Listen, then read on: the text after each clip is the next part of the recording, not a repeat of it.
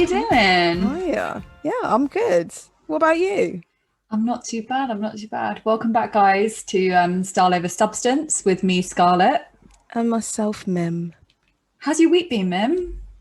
The week has gone quickly, I think. Yeah. And when it comes to work, I'm not mad at that, to be honest. But the weekend's gone quickly, but it's been so nice. It's been hot. It's been like chill. Um, yeah, it was really chill, really nice. I did some gardening today. Yeah, what about you? I can see you've got a tan. Yeah. So for people who don't realise, get me getting a tan is a pretty big deal. For the first probably 15 years of my life, I did not know what a tan was. Yeah, but you get tans now that you're like Yeah, an I think I've broken the barrier a little. I think I just Mm, needed to expose my skin to sun. yeah. And I know it's not the best for me, but I do love having a tan. Um, but yeah. So yeah, I have had a lot of outdoor time, a lot of family time. Mm, And yeah, it's been quite nice. It's felt like the weekend's gone quite quickly, but doesn't it always? yeah, it always does. And then the Yeah. winters are going to be like painfully slow. Yeah. But yeah, I'm really pleased with this weather. I'm hoping it just stays for a while. Today was a little too hot for my liking, but I'm not going to No, no, complain. don't do it. I'm still a pale girl at heart, but yeah. Uh, yeah. But anyway, what is your fashion story this week? So mine is a little bit of a follow on from. Did I mention it last? Yes, I did. I mentioned this last week. And so last week I explained that I bought this bag and then I went Mhm. on to buy a bag insert Yes. slash organizer to How keep it are safe. they? Well, it hasn't turned up, has it? This is my Which is a bugbear of someone who used to work in customer service. oh my god, yeah. I was thinking to myself in a past story time, I think I've complained about not getting my orders on You time. have. I think it was like, was it trousers you had ordered or two jackets? And you said Oh like, yeah, yeah, it was. I'd ordered two jack. Oh my god, it was that one was really painful because between the time I ordered the stuff, it was only 3 items, and the time I got the stuff, it was a month. I'm not even. that's too long. Yeah, and it was I hope it was like, I mean, I don't even think that's an excuse if it's coming from Australia. no, it was coming from the Netherlands. It was so, which is like across the water, Yeah. so bad. But this one, it's got nothing to do with where it's coming from because it's coming from Turkey. It Mm-hmm. was I'm going to name and shame them. It's UPS Express service. I could see on the tracking, and it like the next day it arrived in Germany because I think that's where Right. their hub is. Yeah. And on the tracking it said, oh, it had missed its flight from Germany to the UK. You know, the last leg of its journey or whatever. And it said, check tomorrow. Well, first it said like check later, and then subsequently it was like check tomorrow for updates. And that was Friday morning. I was supposed to get it on Friday. I thought, you know what, it might come Saturday. You know, Saturday they deliver. Mm-hmm. No. Sunday, obviously, not Wow. gonna happen. Monday, it better be here because there's nothing more painful than looking forward to something and not getting it. And I know this is first world And we're problems. spoilt now. Like, this is the thing of even when I get something standard delivery, if it's not sort of here within 3 days, I'm Mm, pissed. I'm mhm. like, where is it? Yeah, Because it's either next day delivery or it should be, it says 3 to 5. I expect it to be 3, like, for sure. yeah. So, yeah, we're a little bit Oh, spoiled, I think. So it's really hard to accept when something takes a while to come. I know. And also it's not just being spoiled. I think it's maybe it's the nature of living in Europe that to us, like Germany's just like, I can see it, you know? Yeah, you're Like, not that far. yeah. And if it missed one flight, put it on the next Ryanair. I don't care. It's like put it on the Yeah, next flight an hour later because it can come back. It can still arrive same day if you really yeah, tried UPS. that's terrible. So I don't know. I hope that it arrives soon.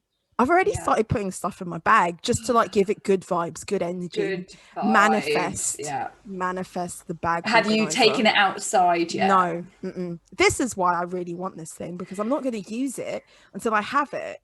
And have you like envisaged what your first outfit is going to be with it? Or are you kind of like, I'm going to throw it on with an outfit? What's your thing? Are you like, just like suddenly choose to pick it up and go out with it? Or are you going to plan it? It's going to be, I'm trying to like use it because it's bigger than all my other bags. I'm trying to use it as like, I just use this a lot on the weekends as a general bag because it carries a lot. But I'm not even a big bag person. So let's see how this goes. I don't even know. So I hope to use it quite often. I need a lot of cost per wears, you know, that's to justify this. But so that's my idea. I think it will go with things that I in general wear. So I just want to use it. Anyway, what is your fashion story? So my fashion story is that there was the G7 summit recently, and the Queen was just rocking a little floral number. Oh, on the shoulders, isn't it? Yeah. And I was just like, you know what? I'm pretty happy with this. So notably, and I actually think we need to do an episode on the Queen herself. Oh, yeah, that's true. Because that woman can wear any colour. But yeah, I just thought she had just a nice little floral moment with having some good weather here in the UK. And I just thought, you're rocking that. And I just thought, good for her. I just really rated it because it's not very often we see her wear print. She's often sort of like wears like, obviously like a monochrome suit or like a dress coat thing, frock coat, whatever they're called. She just, she doesn't really wear that much print. And so I was here for it. Especially with like all the politicians looking a bit obviously classically boring and pretty mundane. And then just her just rocking out in her florals. Her and Hillary Clinton go for a similar vibe, I think, but Hillary goes for the like trouser suit. And obviously the Queen goes, she's a much older woman. She goes for a different silhouette, but she does love color. She loves a matching set. And it's, as you said, she does not wear print or embroidery. I don't know if it was like an embroidered shoulder on this baby blue kind of suit, wasn't it? Oh no, well, I'm thinking I've literally got a picture of her in like an actual floral dress. Really? I haven't seen that one. I saw the suit. She was obviously going for a theme, a floral theme. So you're right, she does wear a lot of color. She does not shy away from it. I haven't seen this one, but that's cute. Okay. What I will say about the Queen, she doesn't match her bags.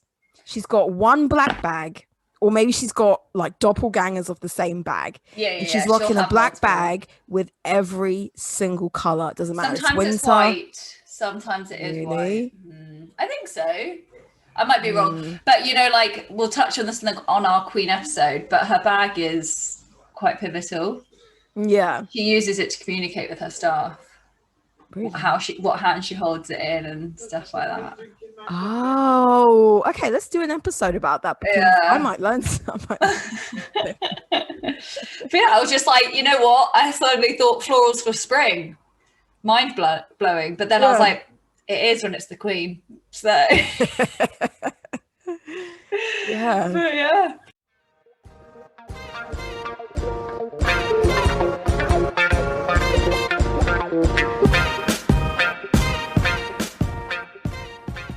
But We interrupt this broadcast to remind you, go follow us on Instagram, Style Over Substance Pod. Shoot us an email, styleoversubstancepeak@gmail.com. Find us on YouTube, find us on Twitter. We've got all the links on our Instagram. You know what to do.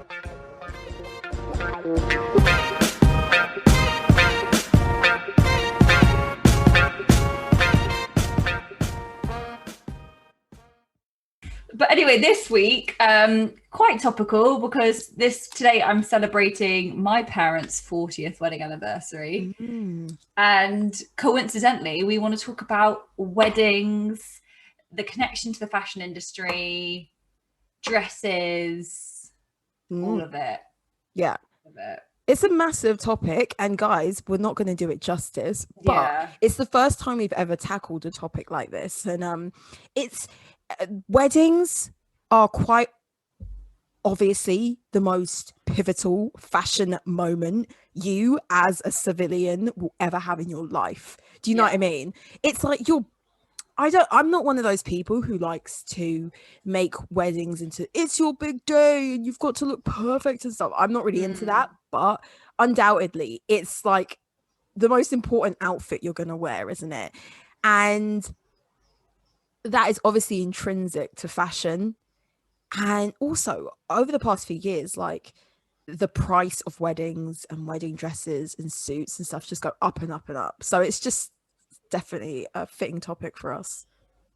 Yeah, for sure. And actually in the news, it's very topical. So we're expecting for an announcement to happen. It'll have happened by the time this comes out, sort of delaying proceedings of the UK opening up completely.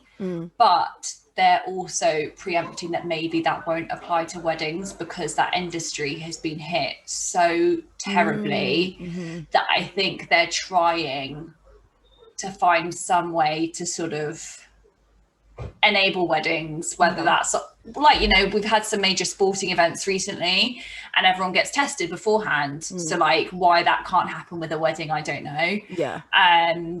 But yeah, it's a huge industry that I think they predicted some that's lost out from coronavirus. It's about 5.6 billion. It's a big industry, you know, obviously that's fashion, but it's, you know, it's hospitality, it's venue hire, it's food, it's florists, it's like, you know, entertainment, DJs, like cakes, you know, like it's just everything, you know, if you're a violinist, whatever it might be. You know, there's so many elements, like food trucks that you hire, like I don't even like, you can have so many elements at a wedding, and that's all sort of been quashed for the last year. But weddings and, like you said, weddings and fashion are synonymous. Like, first of all, in couture, apparently it started in the 40s that the wedding dress was the final look. So we can jump right into that because I think it started in the 40s. For those who maybe of you who don't watch fashion shows, runways, things like that, you're not What are you doing here? Get off. Get out. We do watch them passionately. But you can still watch them and not know that like the spring collections, I believe the last look that comes down the runway is like the bridal look, and it's like an honor to kind of be the last one to walk the runway as a model, and to wear the wedding dress. And so and what you're referencing is in the 40s it started, but I think it really, according to Vogue though, in 1957 is when it really cemented this tradition of the wedding dress would close the show, and it'd be this like opulent moment. For those of you who do watch runways, you'll know, like we talk about Elie Saab, there are other couture brands or like couture adjacent brands who specialize in like these extravagant gowns like Neem Khan and stuff, and their dresses are like all out, like Saudi princess levels. It's a way for a couture brand. So this tends to focus on couture brands, the wedding dress moment. It's a way for couture brands to throw their bells and whistles to show exactly what they can do. And what it is a reminder that, hey, we do wedding dresses, because couture isn't just for like a celebrity's red carpet or for somebody who has an occasion to wear one of those dresses. Like a lot of what makes a couture brand money are bespoke customers for their wedding dresses. Yeah, it's their private clients who are really the ones who buy into it, who go into the ateliers and they get measured for these things and they're made for them. And it's, yeah, as you said, runways are not for us Joe blogs. We just go on social media and chat shit about them. But for people who genuinely buy into the brand, this is what's on their radar. Like, what can the likes of, for example, Chanel do? Because people, believe it or not, people get Chanel wedding dresses. I would get a vintage one. I wouldn't get a recent one. I'd get a vintage one for sure. If you wanted it, it could be done for you. Because how iconic the bride was Chanel.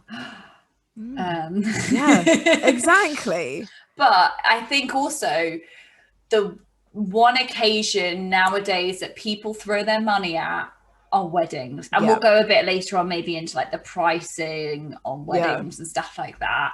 So even us regular Joe blogs would maybe like have an initial appointment at one of these places and be like, oh, okay, I can't afford that, or like see, but it's sort of this approachable thing potentially of like, well, I've always admired them and they do wedding dresses, kind of a thing. Yeah, your point, like as you were saying, that even us Joe blogs, we buy into wedding dresses. Okay, no surprise there. But it's that, okay, you only get your wedding day is probably the only chance where you get to have your couture moment. Like, you get to design the dress potentially, maybe not from scratch, but everyone has those things. Like, I wouldn't do it like that. It's like watching Say Yes to the Dress. Okay, I wouldn't do shoulders like that.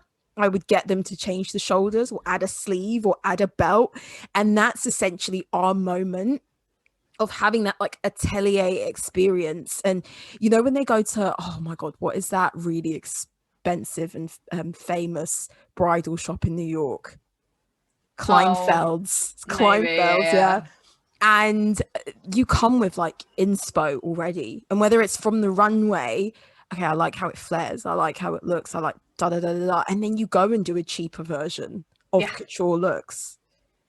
It's crazy. But like, it's having worked at a brand that a lot of their money came from wedding clients, it's a huge business. And you know, like, there are people who have crazy money to spend on these dresses, and why not? I remember we had once a client who wanted their wedding dress to light up. What? That reminds me of Met Gala Zendaya when she came out as like very, very that vibe. But like, is that really tacky? Yeah, I think that is really tacky for a wedding dress. Do we want to associate with that? I don't know if we do. How would we afford to do that? Well, this person can't afford it with the budget, they've said, type of a thing. But I would say that wedding dresses that we often, I think we did a £1 million wedding dress. Serious? Okay, so what would entail for a dress to cost £1 million, do you think? I think it was the embroidery was very time consuming. There was probably like diamonds sewn onto the dress or pearls, that kind of a thing. Oh yeah. So like it was like extremely lavish, and that's not including the hand paint. Oh, it was hand painted. It was a hand-painted dress, which then I think got embroidered on top of it. Someone had to hand paint the shoes to go with it. Like, just very labor-intensive. Yeah. And then, I think using like the best things, whether that was diamonds on the dress, pearls, or whatever. But just, very like labor-intensive. But like, that's madness. How do you dry clean it? Well, I don't think you do. But, you know, like, everyone's dressed. Yeah, preserves it. And the hair must get, like, filthy after a day of wearing it. Yeah, and that's true. And actually, a lot of the articles that I was reading before this episode is how they think there might be a shift in wedding culture with the arrival of Gen Z and, you know, how wasteful wearing a dress once is. Yeah. So I mentioned like my bag and cost per wear. We talk about cost per wear. Yeah, a lot. cost per wear. If you're spending good money on something, you don't have to like, get it out, whether it's Halloween or and also the planet. But cost per wear is so important, and it's something we should always have in the back of our mind, I think, especially when we're poor old folk like us. But yeah, and I'm a big believer that if you buy something and you spend your good hard-earned cash on it, you go in and you enjoy what you've just bought. You don't put it on a shelf and save it for best. You enjoy what you've bought. Yeah. But the one thing we don't do that with is a wedding dress. Yeah. And it's like, as you said, we'll go into prices and things later, but it is single-handedly the most expensive item that a woman in particular, because I'm pretty sure my dad's worn his wedding suit before. He's definitely worn the tie lots of occasions. And he just changes the shirt, changes the shoes and things like that. But for women, it's like the dress is either so extravagant you cannot wear it else, or it's simple, but there's so much memory tied to that particular big day, and you don't want to rock the same look and tarnish the memories that you have associated with that garment anymore. And kind of going back to the history of wedding dresses is that before Queen Victoria I, people who got married would just wear their like Sunday best. Yeah, it was always like a skirt suit or like a frock. Wouldn't necessarily be floor length. Yeah, like it'd just be your nicest outfit. You get it cleaned. Your church outfit. Yeah, exactly. And then you go, you have your ceremony, you'll have your like, I don't know, your meal with your family and your friends and things. It was a special day, but the outfit wasn't the central part of the day, which is so much now. It's all about how you look. Yeah, and so I have my theory on how that's sort of come about, but what's your thinking on why that might have been, like, why that might be so much more important than it ever was before? Well, as I mentioned, like Victoria I, she was the one who popularized white wedding dresses. Before, keeping clothes or even creating white fabric to be brilliant white was really difficult. It was really difficult to maintain. And it was really like, it was a flex, if you could wear white. It's a wealth level thing of being able to maintain its whiteness. Exactly. Like, if you're working in a factory, which was a huge thing in the Victorian age, there were lots of, obviously, like a surge of factory life. Obviously, you're not going to wear white. Yeah. It's sort of like to keep the dirt off of things. Yeah. Would be a real flex, like you said. So I think with that, she popularized the whole idea of having this white wedding dress. And I think as, during like First World War, and just as kind of like countries industrialized, people could more buy into this I'm a princess for the day. We have this infatuation with being a princess, and you could now more than ever buy into that extravagant look for the day and kind of emulate what the vision that Queen Victoria was back in the day, despite not many people knowing the history of white wedding dresses. But I think it's just seeped into culture, and being a princess, I could be wrong, but I think it's definitely that one day of extravagance and acting as if you're royalty has brought that on. What about you? That's really interesting. And actually, when you say that, I have like a picture of me when I was little, and I'm wearing like a Cinderella wedding dress or some like Disney sort of like get up like that. And I had like a little, like a crown with a veil, and that was very like princess vibes. Yeah. I would say that ties in a bit with what I think of. Like, I just think it's the like continual visual that we've had of like wealthier, more fortunate people, whether that's been celebrities and now social media. But I just think it's like we just see pictures of other people who like you said, it was started sort of royalty elaborate sort of things, and like you know, Princess Diana with like her 100-foot train or whatever it was. Yes, And you know, like, and the big puffy, very like 80s sleeves and this kind of a thing. And then how many people copied like Kate Middleton's wedding dress. Yeah. But it's this sort of thing of like, we just see all these weddings of people who aren't regular folk. And I don't mean regular folk in a bad way, you know, like us just non-princess types or like non-celebrities. And we just sort of, I think we compare ourselves and then just associate like and justify it.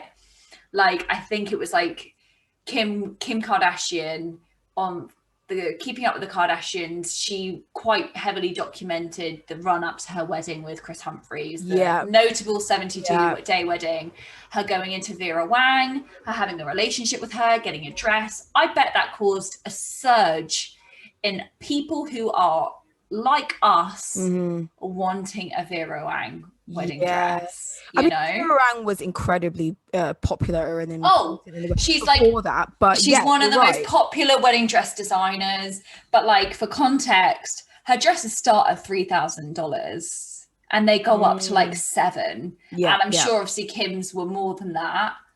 And like Kim had 3 or whatever anyway. But like it's true.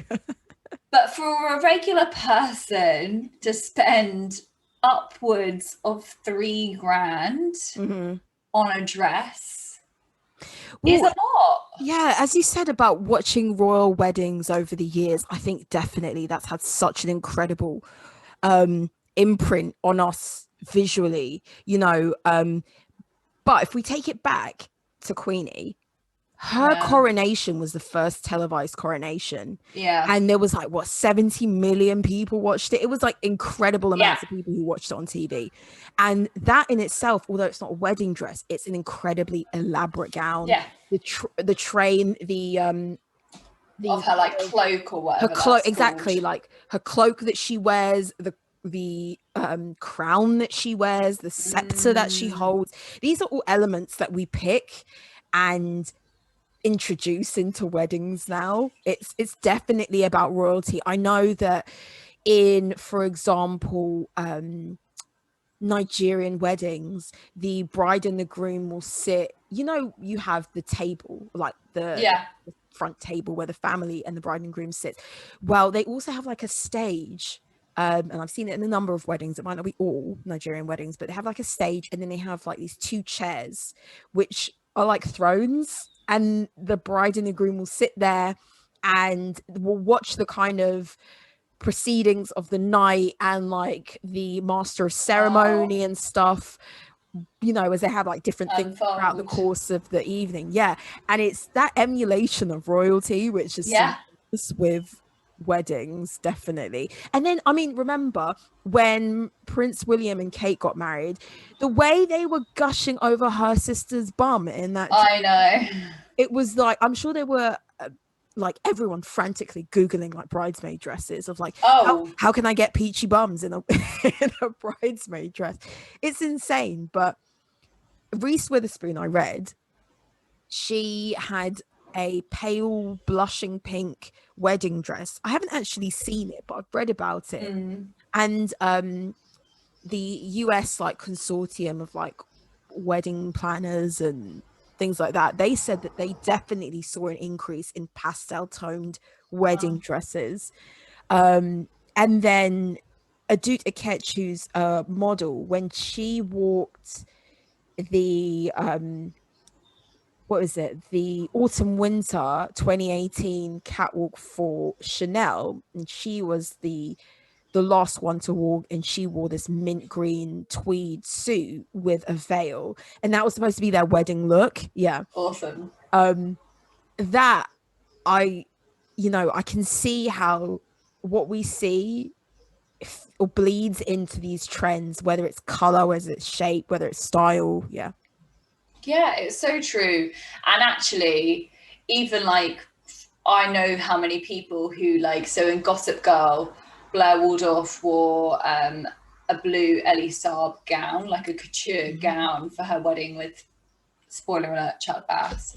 It's not a spoiler. Oh I mean, the show ended like 10 years ago when the remake's about to come out. But I know how many people probably then thought, I don't have to wear white for my wedding now. Yeah. Because of the one of the most popular shows on TV had that. And I even think actually at the end when Serena married Dan, she wore like a gold dress. And those things, and we've talked about it before, of like the TV, like we absorb this stuff so heavily. And and it's like this sort of, I mean, I catch myself, I'm still really into Real Housewives, guys. The amount I watch that and I'm like, I need to up my like heel shoe game. Like I'm sort of like, can I turn up to my family barbecue? Like just trying to be the like bougie trying to be one of these ladies, like, and no one else is in that vibe. And so we absorb this stuff, and I think genuinely that's how weddings have manifested. So I found this article that was basically detailing the average cost of a wedding in each decade. So in the 1950s, I'll run through a few bits. So the average weekly wage in the 1950s was £10 a week, and the cost of a wedding was £70. Wow. The cost of a dress was £8, and the number of guests was about 60. And it was like a cold buffet dessert type. Hold on, so it's £10 a week, did you say that people used to? The average wage, Oh, okay. So that's not that bad, because it's like 7 times your weekly wage, whereas like so what? That's about it's about 2.5 months. Yeah. For your wedding, and if your dress would be about a week's wages. Yeah. Okay. And so then the 60s, the weekly wage had gone up to about £18 a week, but the cost of a wedding was maybe around £50 to £70 still. That's a bargain. Yeah. And like the wedding dress was £20. So they've like taken the average weddings of like actual people. And then in the 70s, the weekly wage was about £34.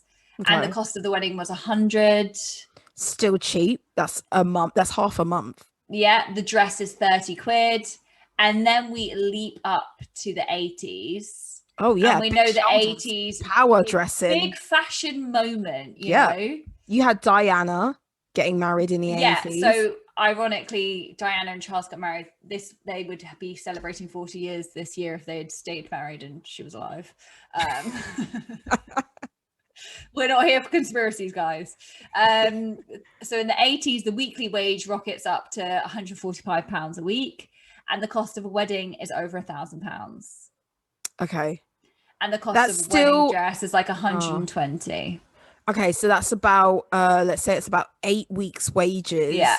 8 weeks being still like what, 2 months? That's still not actually that no bad, especially compared to now. Hold on, was the dress or the wedding £1,000? The wedding. Okay, that's still not bad. Yeah. Okay. So then we get to the 90s, and then you've got to remember like 4 Weddings and a Funeral, Father of the Bride, all very big picks during classics. This time. Weekly wage is around £340. Cost of a wedding £5,000. So we've sort of gone 5 times cost of a wedding here, and the cost of a dress is £690. Okay, so £690. Okay, so you're looking at about at least so that's sort of that's like 2 weeks wages, and the cost of a wedding. I can't do that maths really in my head. Okay. What was the cost of a wedding again? The cost of a wedding was £5,000. £5,000. Oh, okay. So that's what. Oh, I don't even want to embarrass myself. I could do it, but I don't want to embarrass myself. I'm pretty tired, so I'm not even going to hazard it. But it was a lot, guys. It was a lot. So then we go to the 2000s, and the average weekly wage is £500. The cost of a wedding, 17. Hold on. Who's getting paid? Oh, in the 2000s? Yeah. What, pre or post crash? Because who is getting paid £500 a week? That's a great wage. I'm pretty happy with that. Cost of a wedding is £17,000. and the dress was 825 quid. What? 17? Okay, yeah. I can Yeah. see the jump.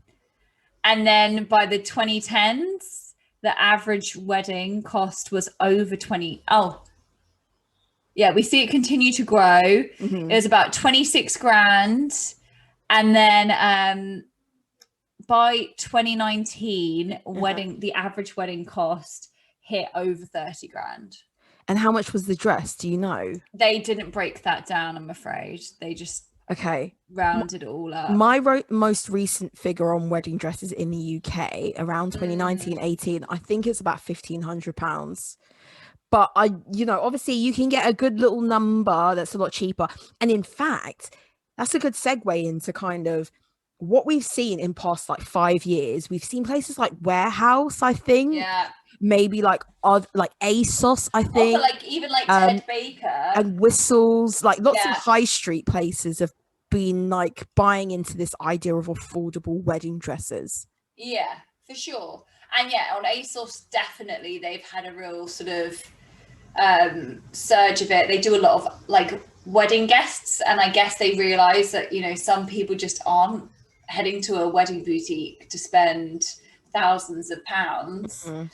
And actually, so one of my sister-in-laws, she got married abroad, and she had a beautiful sort of like traditional dress, and then she wanted a dress to wear for their legal ceremony in this country. Oh yeah. So she got like this white Ted Baker dress. I think it was sold on ASOS at the time.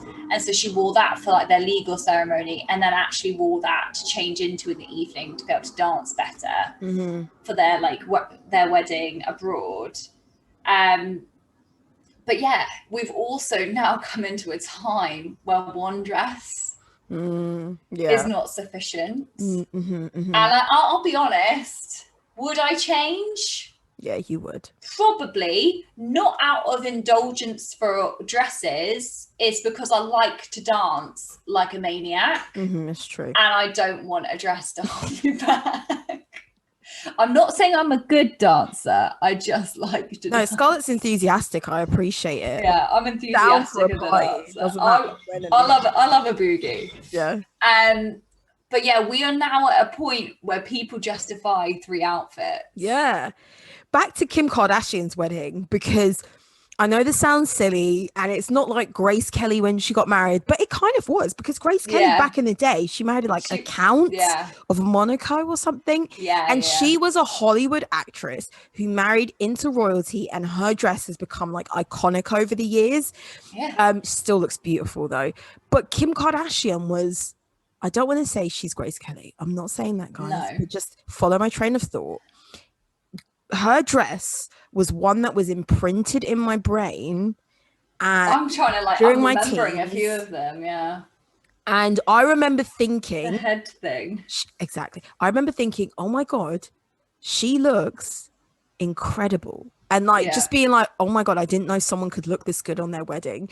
She had the iconic I think she had it wasn't a middle part, it was like a scraped back bun, and then she had that diamond, what looked like a diamond necklace that fell on her forehead. And I think that was taken from, it'd been done before, but she'd I think it was Audrey Hepburn had done something like that before. Yes, it was Audrey Hepburn, you're right. And she kind of brought that back, because no one was doing that back then. Old Hollywood. It was like a fitted, strapless, like bustier kind of fitted corset dress, and it was a full skirt. It was ivory, it was big, it was long. She looked incredible in it. And I mean, she had like a couple other dresses, as you mentioned, but that was incredible. Before that, I remember a lot of wedding dresses. I don't know if you remember this, but there was a theme, especially in the UK, where brides used to have like burgundy red somewhere in their dress. Do you remember that? No. What? It was not a good trend. I mean, but you know that when I first drew my wedding dresses, one of them was burgundy red. See? My outdoor dress was burgundy red. Your outdoor dress? Yeah. What is an outdoor dress? Well, I had like an inside dress and then an outdoor dress. I was young. But no, honestly, that was a thing in the UK. It was like, it was like cream and burgundy, whether it was like the top bit or the flowers or That's the so funny. handkerchief on the men's suit or something. I don't know what it was, but that fell out of favor. But it was still very popular when it, it had its moment, is what I'm saying. Yeah, and actually, even with like the power of Kardashian weddings, like I think it was one at that wedding where all her bridesmaids wore white, and that Yes. used to, like, and she wasn't the first person to do that, but it's also, I've seen lots more people do that kind of a thing, because it used to be a faux pas for anyone else to wear white. Yeah, you're so right, because again, it wasn't like she was the originator of things, but it wasn't common. I don't know if it was that wedding. I'm pretty sure it was. No, definitely Humphreys. Every last one of them They wore also white did dress. that for the Kanye wedding too. Yeah, but I feel like the Humphreys wedding, it was the first time when I personally witnessed, and I think a lot of people did, it was like they all turned up to the wedding looking like they were getting married, and they were wearing this like white ivory dress, and Chris wore this one with this massive bow in the front. Like, again, it was her wedding day, and normally it was the idea of you didn't want to upstage the bride, you don't wear white. Upstage Kim. Yeah, that's the thing. She was pretty confident. Yeah, everyone else she had it. Yeah, everyone else wore black and white was the theme. Yeah. And I think that in recent years, I see a lot of weddings on Instagram, not YouTube, where they're like everyone has to be looking incredible in the bridal party, and they have like 7 of them. There's like a whole gang of them, and they all have like a dress, but it's a different style. Everyone's wearing like a different style, same fabric, and they all look like they themselves are getting married. Yeah, that's expensive. And actually, that's another thing as well of like, back in the day, you maybe had, if you had a sister, but bridesmaids weren't adults; they were children. Yeah, and it's now become like this thing. You would be a matron of honor, wouldn't you, if you were old and like married, and you were the And actually, saying that, recently, I had a family friend, because I'm the maid of honor for my friend's hopefully upcoming wedding, and I said, sorry, I'm busy that day. I'm maid of honor at a wedding. She's like, no, you're not maid of honor because you're not married. And I was like, oh, well, the matron. And she's like, no, that's for someone married. And I was like, well, which one is it? Because I was like, nothing, Scarlett. I know. She was like, you're just a bridesmaid. And I was like, no, I'm something of honor. But yeah, like the whole game has changed. Like, I think for my parents' wedding, they had a beautiful thick day. Like, my mum had her dress made. I think it cost £50 to be made. What, her wedding dress? That's brilliant. That's a bargain. And I think they got married in a church, went back to maybe like a church hall type reception. I think they had a sit down like wedding breakfast, but often people didn't even back then. They did, I think, have a first dance, but family friends of ours didn't even have that. And then I think they sort of had a party in the evening with maybe a DJ, and my grandma had made sandwiches, That's like, cute. But that's what a wedding was meant to be. And in 40 years, it's become, you fly all your friends out to like the south of France. The destination wedding. You hire a chateau and you have a 3-day event, which, don't get me wrong, if I can afford that, I'll do that. I hope you do, so I can come. I've got to marry well. Yeah. Hit me up, guys. Yeah. But like, how has it become that? And actually, I was speaking to our mutual friend about organising a wedding and how difficult it feels to part with that much money for a day. Yeah. Because it is. And it didn't originate from there, It's like we've become this like monster to what they're now meant to be. Yeah. But I think now things are probably changing. I think, as you've mentioned before, people not being able to have these lavish wedding events. I have seen with people that I know, they've gone to the town hall to get married. And so the dress itself has been a lot simpler. as we mentioned before, a lot of high street brands have started rolling out their own wedding collections and bridesmaid collections. So it's so much more affordable to get a nice, decent dress, which you can then take to the tailor and get like tweaked for you. People are doing something a lot more low key. And I think especially with Gen Z, the idea of sustainability, the idea of not being like, well, I think it could go in two ways. I think people embrace a lot more vintage dresses, and people embrace the idea of getting something that's not extravagant in price because we're all poor. But then we also have this like extravagance as the norm with these two deviations. Absolutely. But yeah, I think people are more open, more than in the past 10 years. They're more open to something that's more low-key, and wedding dresses being low-key.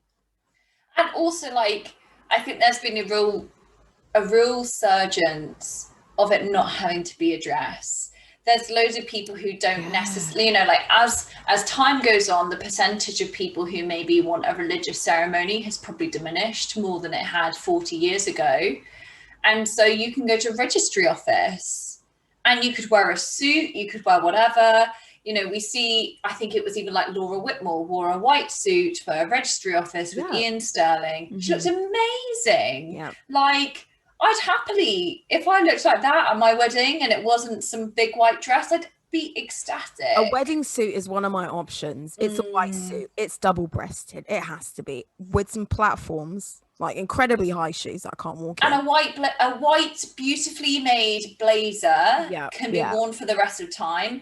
You'll probably have a lovely shirt or some embroidered blouse, whatever you're pairing with that. And then a pair of white trousers, again tailored nicely. Timeless. I think it doesn't have to all be worn together, which I think is very popular for Gen Z.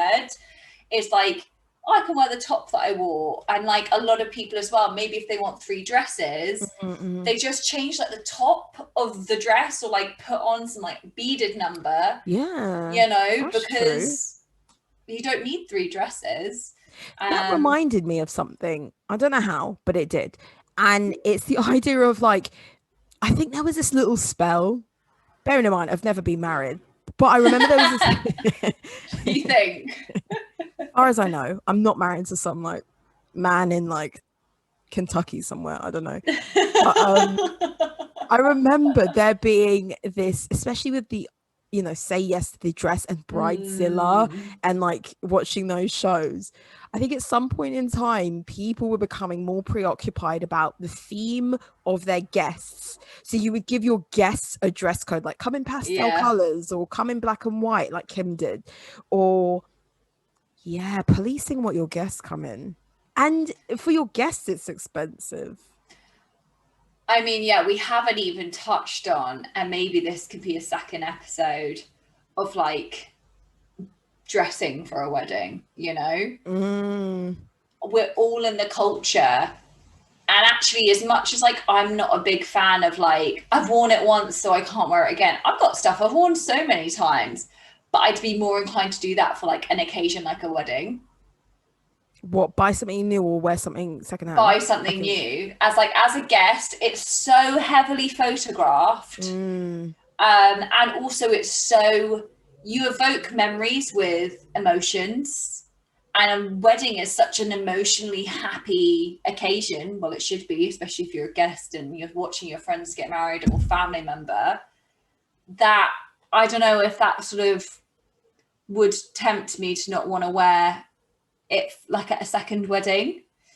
It's like you want it, and this applies to the bride and the groom and the guests. You want to look classic, like you want to look back in 20-30 years and be like, I still looked great.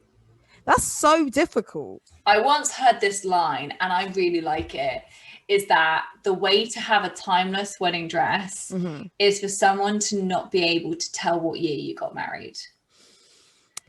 So, you know, like not going huge on the trends, like, you know, in the 80s with the big sleeves, like, and hey, that was a moment, good for you. But to have like And actually my mum had, I would say, a very timeless dress. She didn't have big sleeves.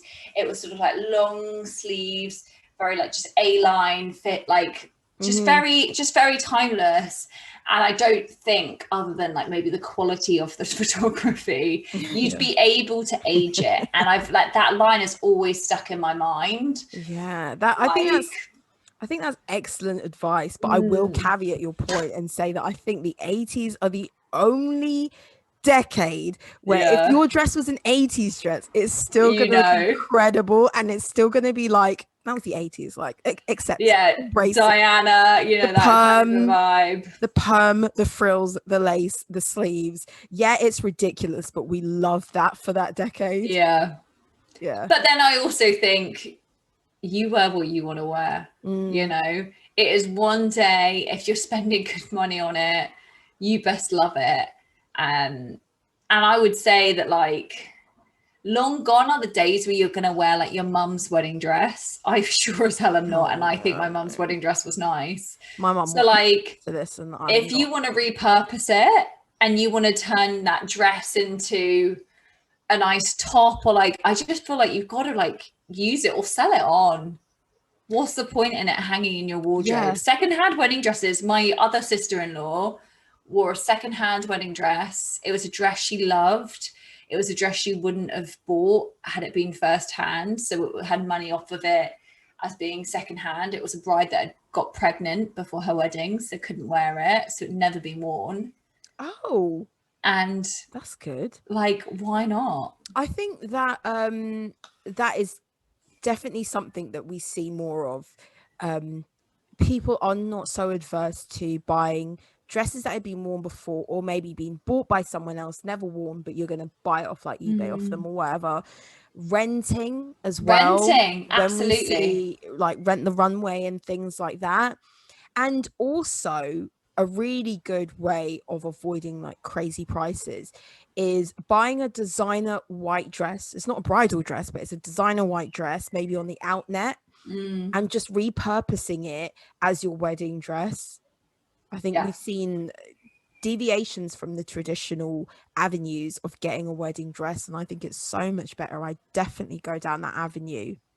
Yeah, and I absolutely think, and I was saying this to our friend earlier, you have to want your wedding. You have to make it suit you. And if you're not someone who wants some big fuck off tulle skirt, don't wear like the Cinderella dress. Yeah. If you think a pantsuit, or if you think like a two-piece, or if you don't think white is your shade, don't, like, you do what you want to do, because a wedding is exactly what you want it to be. It's like, other than like, obviously it's to celebrate love, you want to feel like yourself when you look back on those photos and not like some imposter. I think the fashion pressure of... I couldn't tell you what I would wear. Like, just like, I just don't even know like how to even start that process. That is, oh my God, that's a really good point. Where do you begin? And because there isn't just the dress as an option now, the world is your damn oyster. This is the problem. We have too many options these days. Yeah. Going back to say yes to the dress. If you ever worn these episodes, watched these episodes where a bride comes in and she's like, I want a mermaid skirt, and it's got to be like this and that and the third, and they don't suit it. Yeah. And end up with something completely different. And it's like, we fantasize so much this couture dress, this idea of like being the most fabulous whatever princess ever, and it's not for us. It doesn't suit us. And well, when have you worn a ball gown? Never. So I don't know. So how do you know what like suits you? You know, like, I've never tried on a wedding dress, and I won't until the time is appropriate. And I don't know what suits my body. I don't know what my body's going to look like then. What's my best asset? I don't even know how to dress myself in regular life sometimes. Yeah. So like, to show off my body best. So how I wouldn't know what it is. It's a minefield. Yeah. Oh my God. 100%. Maybe we should go wedding dress shopping and report back. Is that a jinx? I don't know. Oh. Probably would be to me. I don't want it. Yeah, don't do it, Scarlett. I need to find a Mr. Big. Yeah. It's a minefield, really. But yeah, do you have anything else to add to? I will say, like you touched on at the beginning, it's one of the most exciting things to witness is someone's fashion moment at their wedding. I just think it's iconic. It's a memory that lives on. Those photographs are probably going to be in their house, but like down the line, if I met like a new friend in 20 years time, I would be really interested in what they wore to their wedding. I just think it's a real, and like, you know, like when I used to do a lot of babysitting and I would like see people's wedding. I love seeing people's wedding photos. Like I couldn't care less about their holiday in like Tenerife. Yeah. Like, or if and even if they looked nice, but when you see someone's wedding photo, I mean, unless they're really corny, like, you know, when they go out in the field and they do those engagement photos. I'm sorry, listeners. If that's your vibe, live, laugh, love. You know what I mean? Live, laugh, love. But that's not for me. Yeah. Oh God. But you're right. I love especially the older ones, the wedding photos that capture a moment in time. And it doesn't matter whether it happened 50, 40, 30 years ago. You're going to look at the bride and how the man's suit complemented, or even in like same-sex marriages, how they both complemented each other and being like, oh, you looked good. Yeah. And I will say, I feel like you also said this at the start, we've probably only touched the surface. So if there's stuff we've skimmed over and you want us to talk about more, like you just said, we haven't even talked about same-sex sort of marriage. We haven't really talked about what guys wear. Yeah. You know, all this type of a thing. If there's stuff you want us to touch on in a future episode, then do let us know. Yeah, cool. Because it's a big topic. It is massive. It's massive. Okay, well, that's everything for this week, guys. Thank you so much for listening to another week. Scarlett said, leave your suggestions, either DM us on Instagram or send us an email. What's the poll going to be? Maybe, you know what we could do? We could post like different, like conflicting or contrasting wedding dresses. What you prefer. Oh, okay. Like lace or sleek. Like lace or like embroidered, like, I don't know, crystal. Yeah. And then like pricing. Like, are you that £1 million girl or are you that £40 girl? Are you a brand new dress? Or are you a second-hand dress kind of girl? Are you a hand-me-down? Are you wearing your mum's dress? Or are you wearing a new one? Oh, this is going to be good. This is going to be good. Okay. We can't wait to hear from you guys. We love the interaction. Yeah. Well, thanks again for listening, guys. We'll see you next